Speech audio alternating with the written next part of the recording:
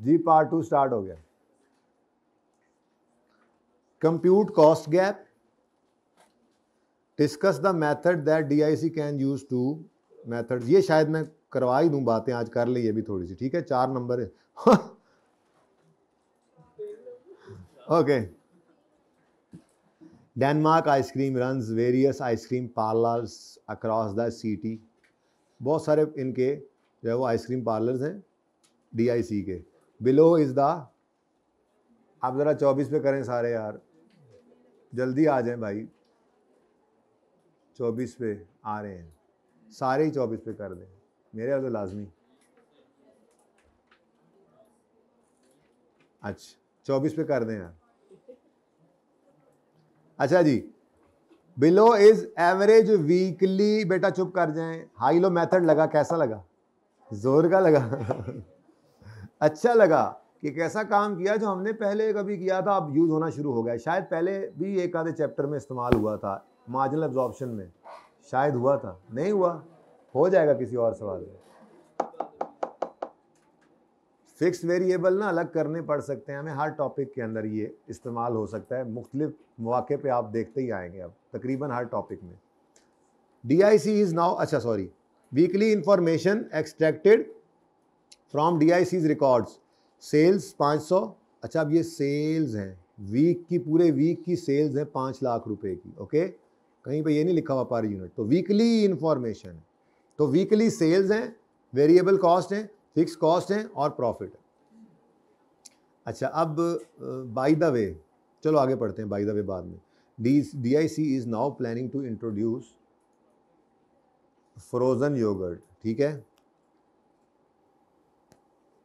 दही, ठंडी दही, इन एडिशन टू, जमी हुई दही, in addition to existing ice cream range to attract more customers. वो कहता है जी वो पहले से कुछ आइसक्रीम तो बना ही रहे थे, बेच रहे थे, कुछ पार्लर्स भी हैं उनके पूरे शहर के अंदर। यार बंदे बन जाओ यार, मार ना खा लेना मेरे को। It in this regard following information has been gathered. Sale of 800 frozen yogurt cups every week is expected to be achieved at selling price of 190। ये वो एक्सपेक्टेशन है उनकी कि हर वीक में हम, ये ऊपर सारा डाटा ही वीकली है, सब कुछ वीकली चल रहा है, टेंशन ना लें, ठीक है। तो 800 योगर्ट के कप हम बेच लेंगे, हर कप 190 का।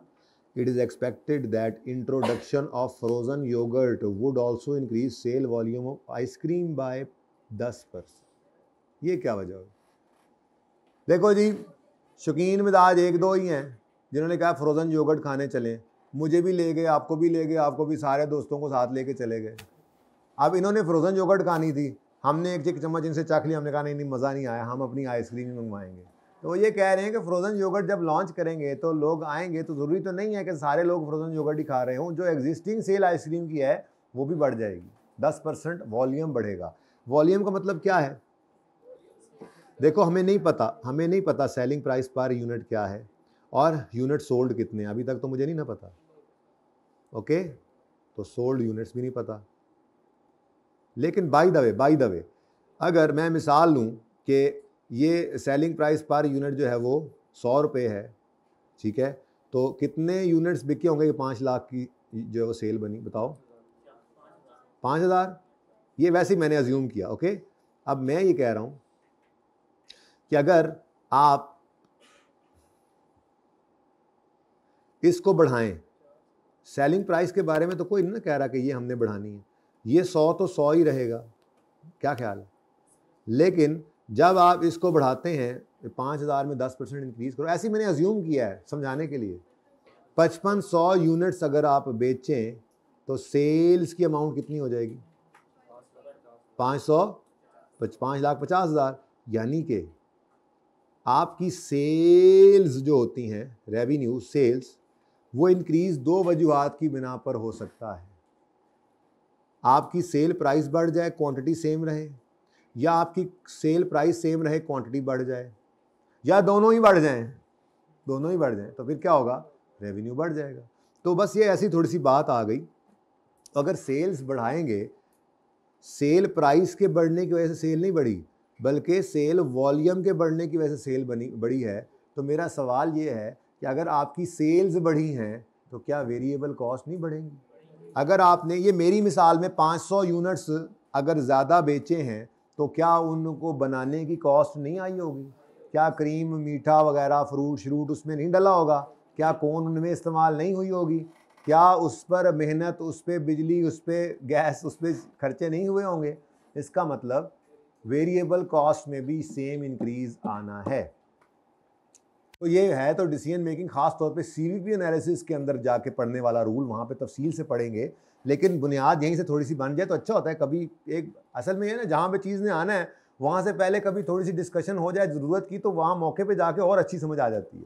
तो बड़ी सादा सी बेसिक सी बात है कि अगर आपने यूनिट्स, मैंने ये 3 मार्कर मैं बेचता था पहले हर हफ्ते में, लेकिन अब मैं 4 मार्कर बेचना शुरू कर दूंगा तो मेरी सेल तो बढ़ेगी, लेकिन ये चौथे मार्कर की कॉस्ट भी बढ़ेगी ना, वेरिएबल कॉस्ट। चलो मेरा दुकान का किराया वही रहेगा, चलो मैंने तो मुलाजिम रखा हुआ है वो वही रहेगा, लेकिन मैंने मार्कर तो बाहर खरीद कर लाना है, बहरहाल खरीद कर लाना है मार्कर, तो वेरिएबल कॉस्ट बढ़ती है। अगर वॉल्यूम, तो सेलिंग प्राइस के बढ़ने से वेरिएबल कॉस्ट बढ़ेगी ये कोई जरूरी नहीं है, पर वॉल्यूम के बढ़ने से वेरिएबल कॉस्ट ने लाजमी बढ़ना है। इसमें कोई शक है तो आ जाए मैदान में, बहस मुबाहिसा हो जाए थोड़ा सा। नहीं, बहस नहीं करते तो उस्ताद शर्म करेंगे कुछ। अच्छा हाँ जी, सही है, समझ आ गई बात, क्लियर है सबको? ओके चलो जी, ये तो मुझे पता लग गया कि वॉल्यूम, सेल वॉल्यूम ने बढ़ना है, तो अगर सेल के वॉल्यूम ने बढ़ना है तो उसका मतलब ये है कि वेरिएबल कॉस्ट भी बढ़ेगी। सेल वॉल्यूम के बढ़ने से वेरिएबल कॉस्ट भी बढ़ जाती है। Okay done. Variable cost of frozen yogurt will be 150 per cup. अभी तक मुझे कहीं पे यूनिट्स उसने नहीं बताया जालिम ने, क्या करूंगा पता नहीं। अच्छा अगर यूनिट्स ना निकले, मिसाल के तौर पे उसने क्या बोला है, कॉस्ट गैप निकाल दो। मुझे अभी तक कहीं पे ऐसा डेटा नहीं मिला कि मैं पर यूनिट सेलिंग प्राइस निकाल सकूं, पर यूनिट वेरिएबल कॉस्ट निकाल सकूं, तो क्या करेंगे? तो आपके ख्याल में क्या आता है अगर ये सिचुएशन आपको पर्चे में सामने आ गई? जितने सवाल अभी तक किए थे, डेटा इतना गिवन होता था कि हर चीज पर यूनिट निकल रही है, कहता था तो टोटल कर लेंगे, कर लेते, लेकिन टोटल कहा नहीं, पर यूनिट ही कह रहा था तो हम पर यूनिट करते चले जाते थे। आसान भी लगता था, हर यूनिट के ऊपर कितनी कॉस्ट, कितनी सेलिंग प्राइस। लेकिन अभी तक मुझे कहीं पे यूनिट्स नजर नहीं आई। ये तो मैंने अज्यूम किया है, 5000 तो मैंने अज्यूम किया है, ठीक है, ये तो मुझे नहीं पता। ओके, ये तो मैंने अज्यूम किया था, ये मुझे नहीं पता। ओके, कहाँ पे बेटा जी? वो फ्रोजन योगर्ट है, वो तो अभी हमने शुरू करना है। ये सेल तो आपके below is the average weekly information from DIC's record, जिसके अंदर रिकॉर्ड में से निकली है, यानी कि ये आपके इस वीक का डेटा होगा।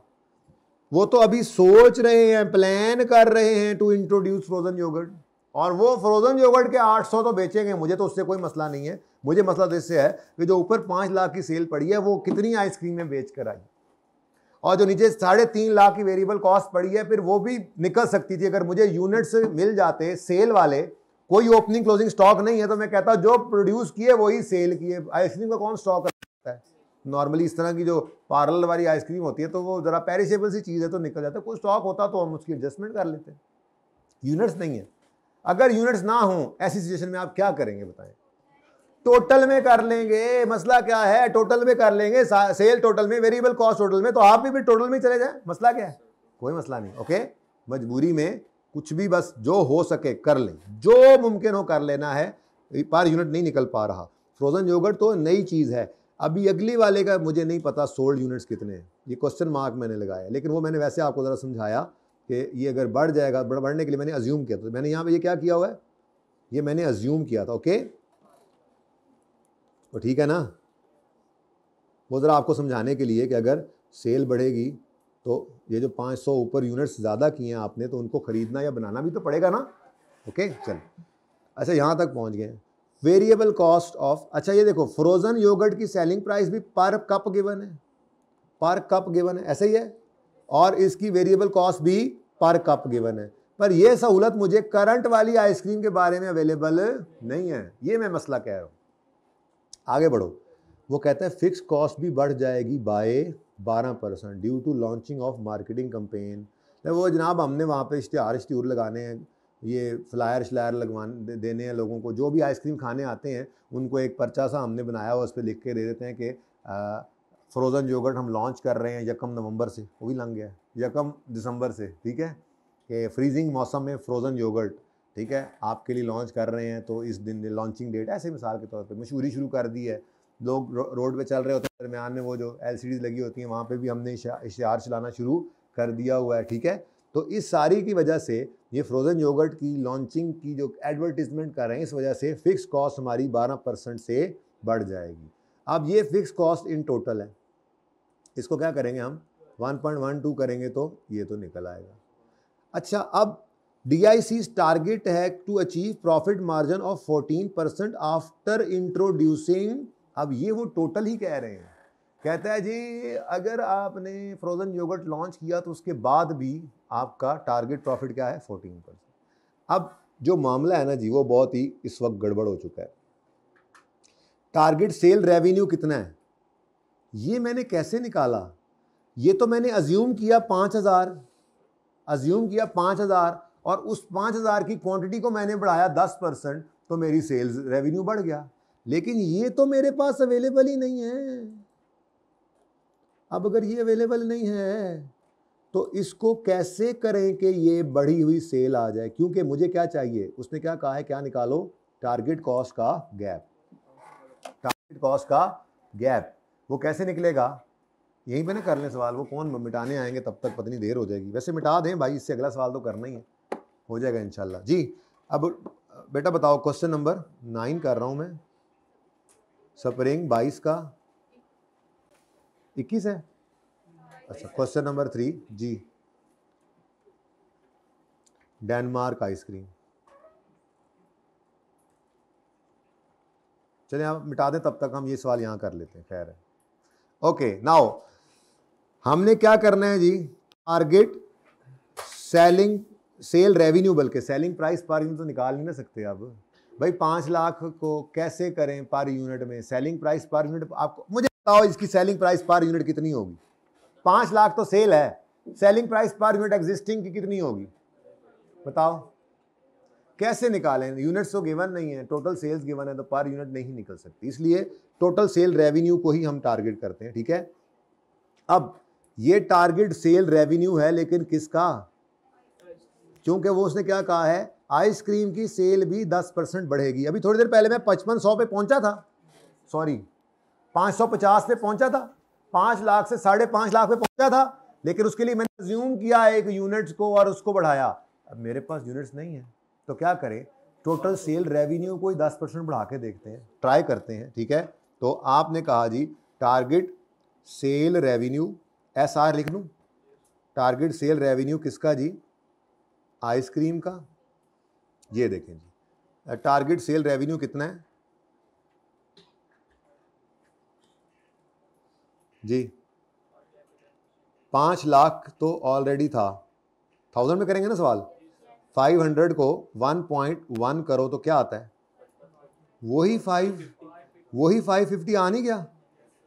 अब ज़रूरी तो नहीं था वॉल्यूम बढ़ाएं, वॉल्यूम के बढ़ने का असर भी तो यही पड़ना था, तो ये लो जी 550, लेकिन वो जो टारगेट रेवेन्यू निकालना है ना, अब हमने उसने कहा है ना 14% प्रॉफिट हमें चाहिए आफ्टर इंट्रोड्यूसिंग योगर्ट। अब योगर्ट का टारगेट सेल रेवेन्यू कितना है ये हमें आसानी से निकाल सकते हैं, हमने हमें गिवन है 190 का एक कप बेचेंगे, 800 कप बेचेंगे, तो टारगेट सेल रेवेन्यू, ये डिसीजन मेकिंग टाइप खुशबू आना शुरू हो चुकी है, क्योंकि मंडे से कर रहे हैं ना शुरू, तो उसकी खुशबुएं, जैसे रमज़ान से पहले एक एहसास शुरू हो जाता है, शाबान में ही एक अजीब सा इंतज़ार भी होता है और ऐसे लगता है कि नूरानियत सी छाना शुरू हो गई है, ऐसे ही डिसीजन मेकिंग के आने से पहले उसके असरात आ रहे हैं, ठीक है, वाइब्स आना शुरू हो गई हैं।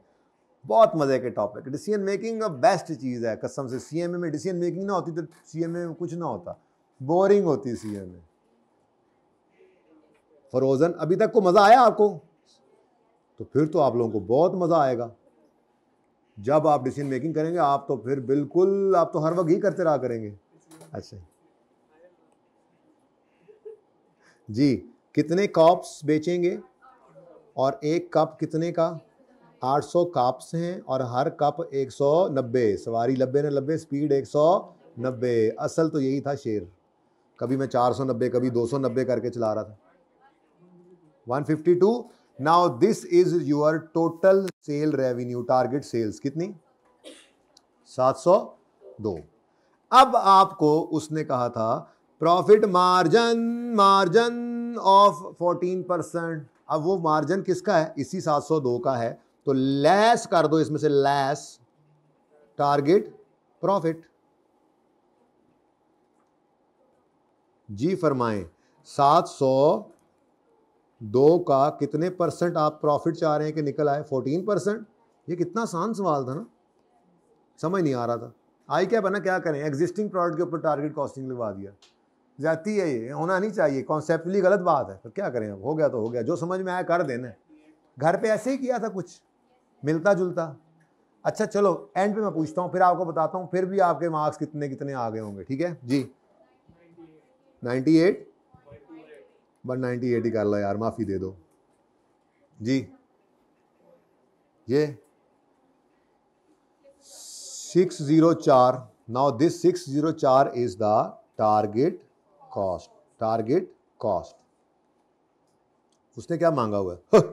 Cost gap. अभी भी 3 नंबर नहीं आए, अभी भी 3 नंबर। अच्छा ये ऐसे ही होता है ना, टाइम बचाया कैसे जा सकता है। आपने ये टोटल नहीं था करना, ये 2 पड़े हुए थे, एंड पे 702 यहीं पे टोटल करके लिख लेना था। टाइम बचता है छोटी छोटी वर्किंग में। ठीक है, अच्छा उसके बाद हमने क्या करना है जी, दूसरा स्टेप क्या होता है, हमने ये टारगेट कॉस्ट निकाल ली पहले स्टेप में। ऊपर हेडिंग मैंने नहीं दी, देनी है या रहने दूँ? टारगेट कॉस्ट कैलकुलेट किया हमने, टारगेट कॉस्ट। ठीक है, तो ये टारगेट कॉस्ट आ गई हमारे पास। अब हमने क्या करना है, कैलकुलेशन करनी है करंट कॉस्ट की, करंट एक्सपेक्टेड कॉस्ट। लिख ही लेते हैं यार, तरतीब ना ख़राब हो जाए, अच्छी भली मेहनत।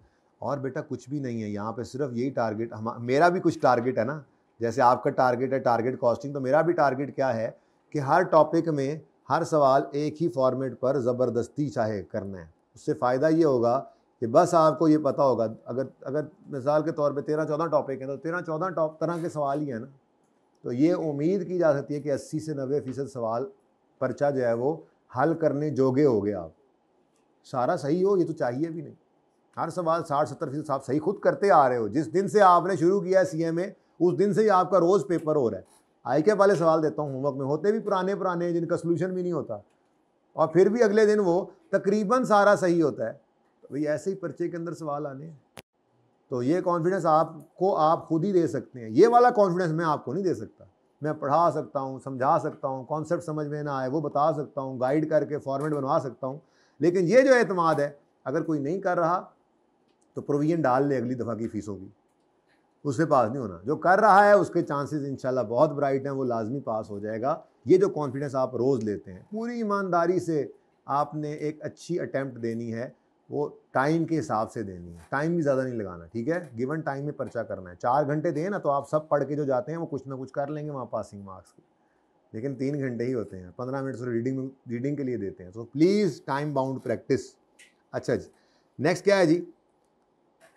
अच्छा यहाँ पे हमने क्या लिखना था, ये हमने क्या किया जी, कैलकुलेशन की है of target cost.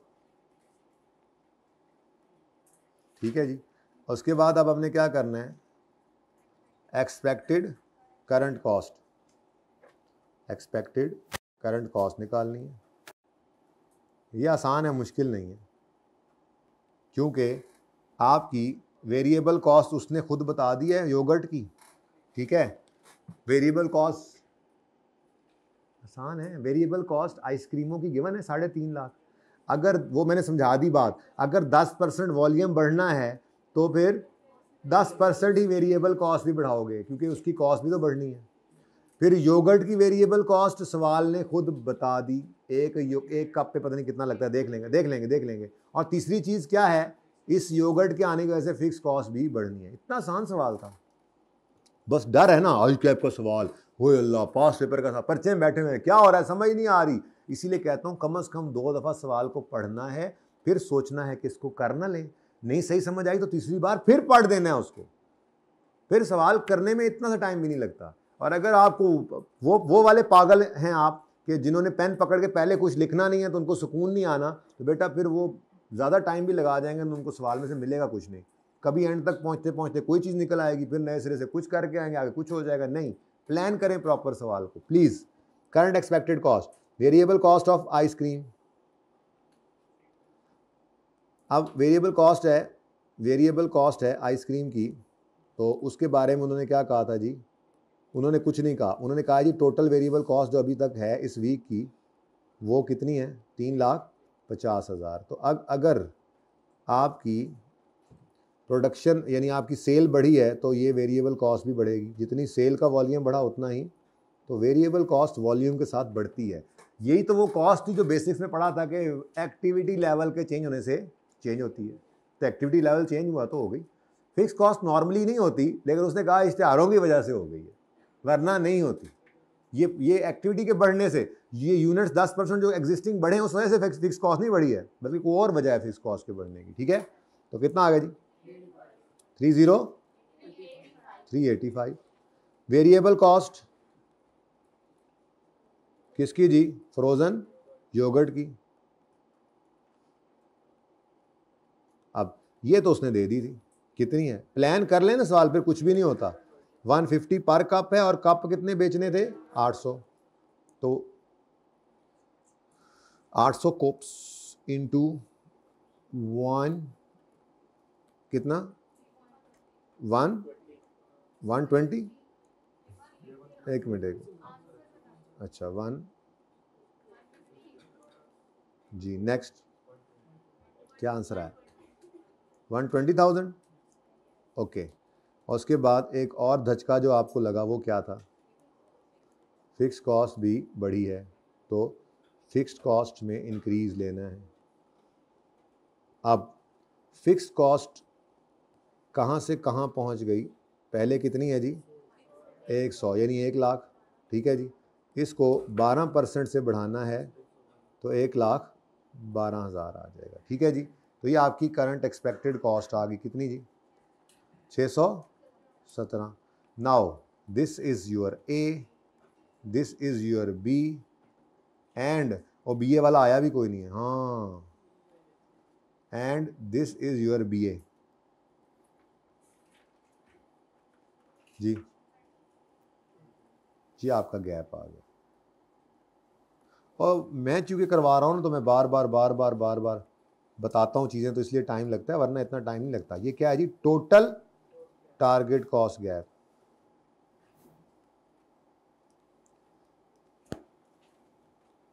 Total target cost gap. ठीक है जी, तो सही है। टोटल में सारा सवाल कर लिया, नहीं बन रहा था काम, टोटल में ही कर लिया। लो जी,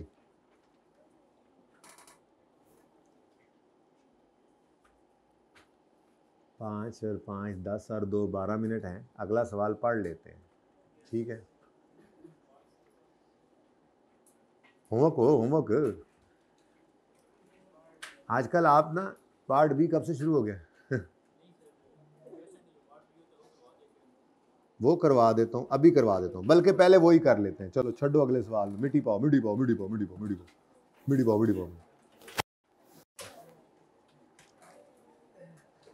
क्या कहता है जी? Discuss the methods that DIC can use to close the cost gaps identified in a above. Cost gap identify जो किया है उसको क्लोज करने का कि क्या मेथड्स हो सकते हैं। तो भाई ये ना एक जनरल डिस्कशन है जो मैं आपके साथ एक ही बार कर रहा हूँ। अब जहाँ जहाँ पे ये पार्ट आएगा फिर वो क्लियर है। ठीक है, अच्छा वैसे ये थ्योरी में लिखा भी हुआ है बाय द वे, तो मुझे करवाने की ज़रूरत नहीं थी इस पार्ट को, बता रहा हूँ, लेकिन लिखा कहाँ हुआ है? ये क्लोजिंग टारगेट कॉस्ट गैप। ठीक है, लेकिन छोड़े यहाँ से, अब आप बाद में पढ़िएगा। फिलहाल तो अब मैं पढ़ा रहा हूँ तो पढ़ा रहा हूँ, अब आ जाए।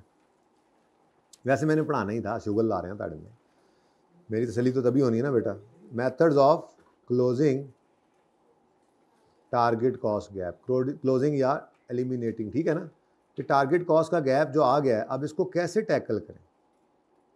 तो मैंने आपको वैसे ज़बानी कलामी थोड़ा सा छेड़ा भी था कि ले जी अगर आपका इतनी कॉस्ट का गैप आ रहा है, ये कम करनी है तो आप सबसे पहले तो ये सोचे ना कि कॉस्ट के अंदर कौन कौन सी चीज़ें होती हैं। मटेरियल की कॉस्ट है, लेबर की कॉस्ट है और ओवरहेड्स की कॉस्ट। ठीक है, मटेरियल की कॉस्ट को कम करने की कोशिश करेंगे। कैसे? सप्लायर का मिन्नत तरला करेंगे, यार डिस्काउंट दे दे थोड़ा। अच्छी को बल्क में ख़रीद लेंगे तब भी डिस्काउंट मिल सकता है। अच्छी क्वालिटी का मटेरियल ख़रीदेंगे तो लॉस कम होता है। अच्छा मटेरियल हो ना, अच्छा रॉ मटेरियल हो तो वेस्टेज कम होती है उसमें, ये बात पता है आपको।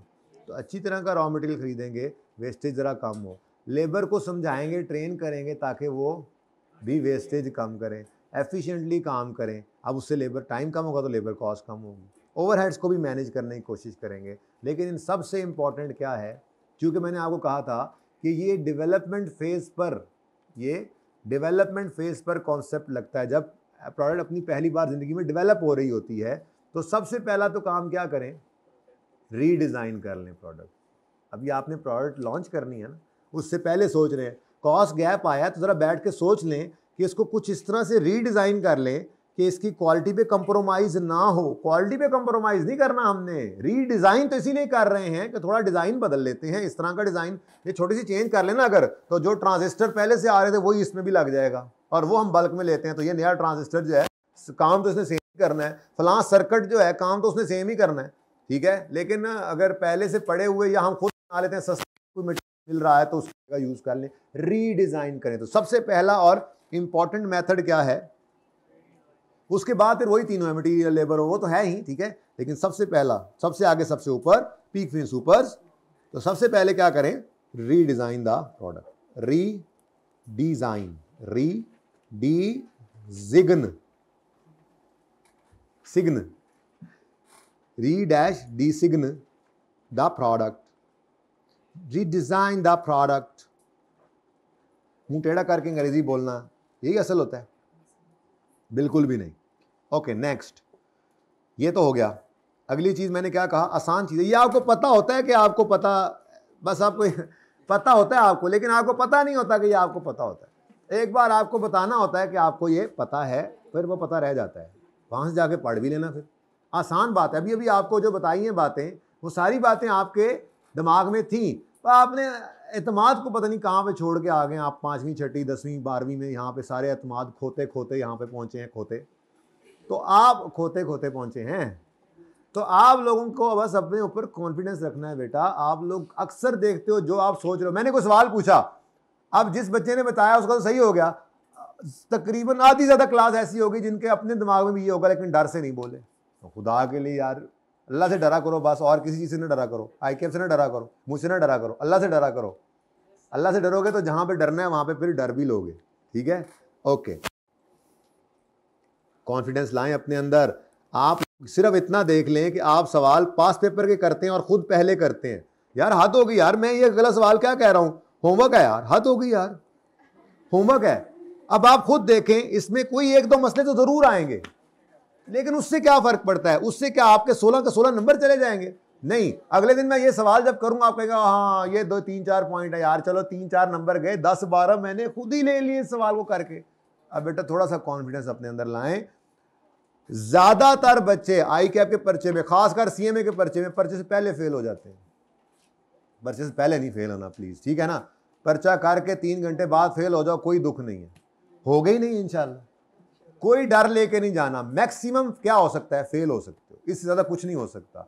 ये खौफ निकाल के जाओगे तो इंशाल्लाह कभी भी फेल नहीं होगे। पढ़ा आपने सारा कुछ होता है, तो पेपर से पहले डर से मर जाते हैं, खौफ से ही।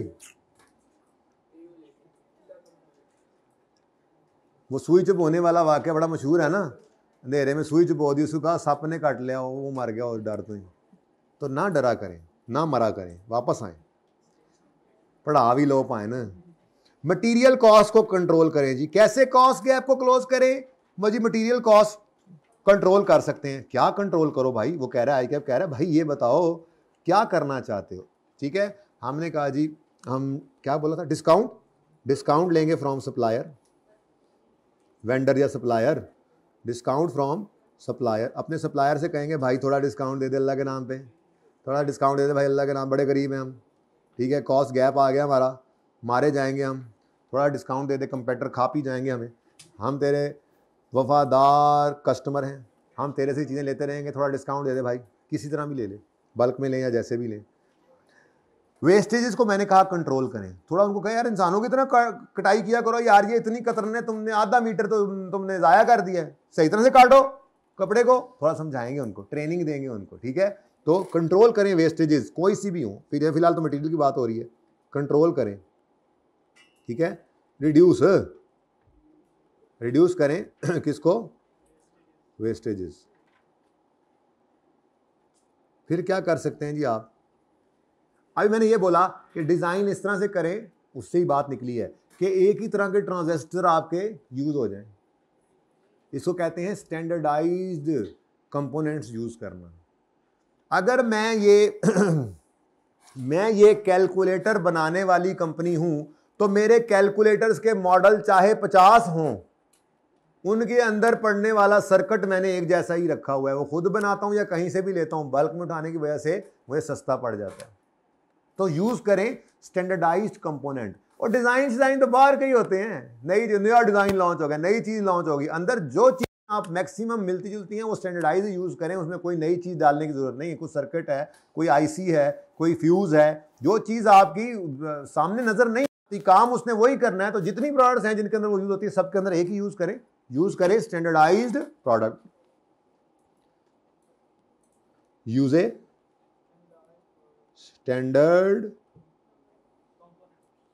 स्टैंडर्डाइज्ड कंपोनेंट्स, ठीक है जी। नेक्स्ट है,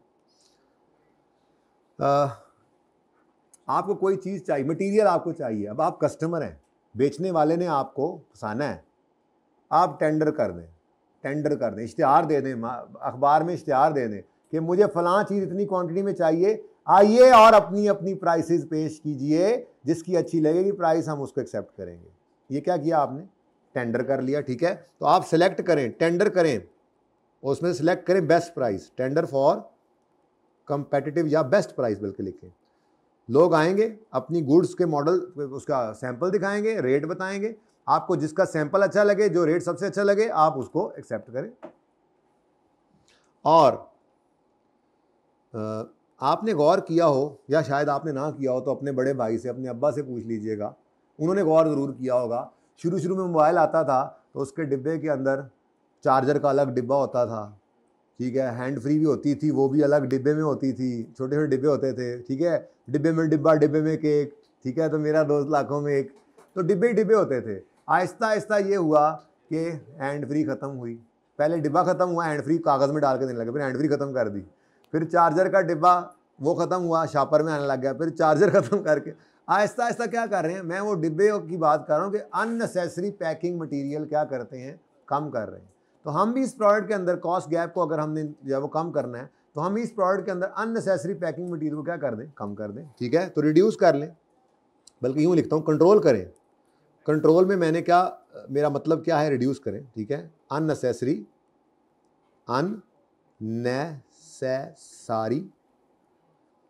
पैकिंग मटीरियल बना लो, मैंने यही कहा है कंट्रोल करो, जैसे मर्जी करो, तुम्हारी मर्जी है, बड़ा डब्बा बना लो, छोटा कर लो, ओ भाई कंट्रोल करो, मारो मुझे मारो। अभी वो जा रहे हैं ऑस्ट्रेलिया दोबारा, वो ऑस्ट्रेलिया में ही हुआ था ना ऐसे करके, जो वो वाला मीम बना था, याद है कि इंग्लैंड में था, अच्छा हाँ, ऑस्ट्रेलिया के खिलाफ मैच था, हाँ क्या याद करा दिया यार तुमने। अच्छा इधर देखो ज़रा, 1 मिनट जल्दी से देखो ज़रा, बातें मिलती जुलती होंगी। देखो, रीडिज़ाइन करो प्रोडक्ट, ये आईकेप की किताब में है, थोड़ा बहुत सादा करके।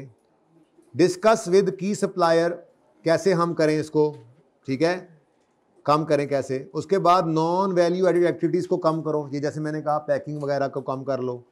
स्टैंडर्डाइज कंपोनेंट्स यूज़ करो, स्टाफ को ट्रेन करो। ये आईकेप ने इस तरह से लिखे हुए हैं, आपने ये यहीं से याद कर लेना, लेकिन मैं आपको और आसान तरीके से ज़रा करके दिखा रहा हूँ ताकि 2-3 आपके जहन में रह जाएँ। आईकेप ने यही कहना होता है, इस तरह के टारगेट कॉस्ट का सवाल दे के थ्योरी तो यही होती है, साथ में क्या गया, जैसे अभी उसने कह दिया कुछ स्टेप्स तो बताओ कैसे क्लोज करें। तो आपको इन सब में से कोई नंबरों के हिसाब से, अगर 3 नंबर है तो 3 लिख दो, 4 है तो 4 लिख दो, इन्हें 10-12 में से कोई 2-3-4 तो याद रह ही जाएंगे, सादे हैं, ठीक है। नेक्स्ट इज मटेरियल के बाद लेबर है, लेबर। अब लेबर को क्या करो, आइडल टाइम रिड्यूस करना है, वो भी वही वेस्टेज हो गया ना, लेबर लिखो ना, वहां पे मिला के नहीं लिखा हुआ, मैं तो वैसे ही अलग अलग कर रहा हूं ताकि आपको याद रह जाए। रिड्यूस करो जी आइडल टाइम को थोड़ा सा, वही कंट्रोल करो, रिड्यूस करो यानी, ओहो पहले कैसे लिख रहा था, कंट्रोल करो यानी हमारा मतलब क्या है, रिड्यूस करो आइडल टाइम को। अच्छा अगला सवाल करना था तो ये रह जाना था, ये किया तो अगला सवाल रह गया, लेकिन वो अच्छा हो गया कि रह गया, वो एकदम आपका एकदम टेस्ट बन गया, बिल्कुल जबरदस्त। अच्छा जी, उसके बाद स्किल्ड लेबर यूज करें स्किल्ड लेबर, इससे क्या फायदा होगा, वो वेस्टेज वगैरह कम करेंगे, वो कम टाइम में ज्यादा काम कर लेंगे, ठीक है। और अगर आप थोड़ी अभी पढ़ के आए ट्रेनिंग, अभी मैंने पढ़ाया था ना पॉइंट, तो ट्रेन करें, आप प्रोवाइड करें ट्रेनिंग लेबर को, इससे भी आपकी वेस्टेजेस कंट्रोल होंगी और आपकी एफिशिएंसी आएगी लेबर में, ठीक है। तो प्रोवाइड ट्रेनिंग टू लेबर, तो बेटा उधर से टाइम भी लगेगा, तो ये तो विन विन सिचुएशन होगी, तो जाएंगे ना। अगर इतनी ज़्यादा कॉस्ट आती है कि अनस्किल्ड से ही काम करवा के लेट करा के पैसे कम दे, तो उसी से करवाते रहेंगे। हाँ तो ये तो देखना पड़ता है, तो देखेंगे, डिसीजन मेकिंग थोड़ा ही कर रहे हैं अभी तो बता रहा हूँ, सोच के करना, डिसीजन मेकिंग में देखेंगे जाके। नंबर 4 प्रोडक्शन प्रोसेस चेंज कर लो, एक ये भी लिखा हुआ था, ठीक है, चेंज कर दो प्रोडक्शन प्रोसेस इस तरह से डिज़ाइन कर लो कि आपकी कोई ना कोई सेविंग बन जाए, टाइम की, कॉस्ट की, वो आप वैसे ही लिखा हुआ था जनरल, तो मैंने ये भी लिख दिया, ठीक है। एक चीज़ रह गई है बस, ओवरहेड भी तो होते हैं, उन्होंने नहीं कंट्रोल करना है, नहीं करना, खुला छाड़ दिए, खुदा ना लो ना करो, तो जी ओवरहेड्स को बस कंट्रोल करना है। यानी आपने ओवरहेड्स के बारे में अगर वो एक लाइन लिखनी है ना, तो आप यूँ लिख देंगे, जब आप स्टेप्स लिख रहे होंगे ना, तो आप कहेंगे कि डिस्काउंट सप्लायर से लेंगे, लेबर को ट्रेन करेंगे, ओवरहेड्स को कंट्रोल करेंगे, बस इसका स्टेप ही यही है, हैं? ये नहीं कंट्रोल होते, क्यों?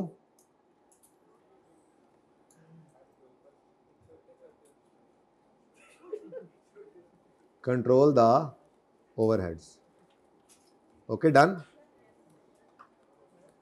ठीक है। तो ये जनाब आपके मेथड्स हैं। अब ये जब कभी आए तो मुझसे ये नहीं कहना कि हमें नहीं आता, अब ये आपको आता है। अच्छा दूसरी बात, इससे अगला सवाल है होमवर्क में, उससे अगला भी देख लें, और 2 ही तो सवाल रह गए, तो 10वां और संडे भी है ना, संडे, तो होमवर्क 10वां और 11वां होमवर्क है। जिंदगी अगर रही तो सोमवार को, मंगल कह रहा हूं, सोमवार को मुलाकात होगी और एक सवाल होपफुली मैं करवा दूंगा और एक का सलूशन दूंगा जो आसान होगा। अल्लाह हाफिज।